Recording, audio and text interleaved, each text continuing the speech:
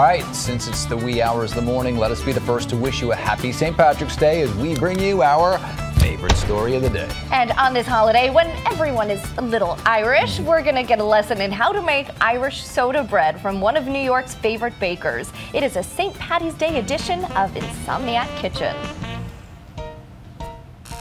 We're here at Amy's Bread with Amy Sherber, the owner. Thank you so much for having us here. Absolutely, it's great to be here. And we are making what is a St. Patrick's Day staple in my family and so many others, Irish soda bread. And tell us a little bit about the history of this bread. Well, it's actually based on a peasant diet. I mean, it was actually a cheap thing you could make, and it started out when soda became popular or available in the 1840s. Okay, so where do we begin with? So I start by cracking an egg. Do you like cracking eggs? Would you like to do that? Go ahead, I don't want to get any shells in there. Okay. Crack an egg in there. Right into the... This is buttermilk right in here already. Okay. And then I'm just going to put the soda in there. So baking soda.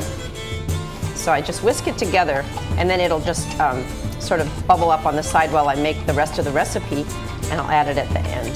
See, it's starting to bubble already, right? Yeah. It's kind of cool. So now we just take the dry ingredients and mix them all together here in the bowl. Okay. So I start with some flour. This is just all-purpose flour.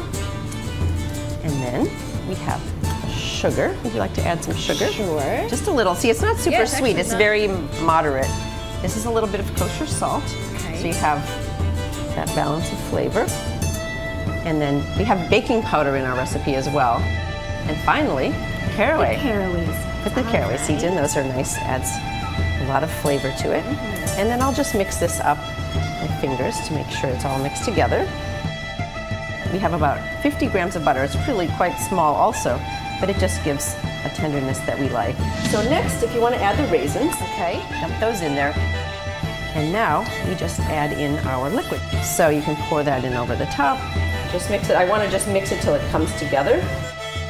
So you take a little bit of the egg wash from the bottom. It's just the buttermilk and egg with your brush. And I like to put a little on top. So you preheat the oven to I like to go to 400, and I put the soda bread in for like 20 minutes, and then I turn it down to 375, so it just bakes solid through the middle. And it takes about 15 more minutes. So this is what we get fresh out of the oven. This is fresh out of the oven, and it's very gorgeous, right? Smells really, really good. There you go. Thank you.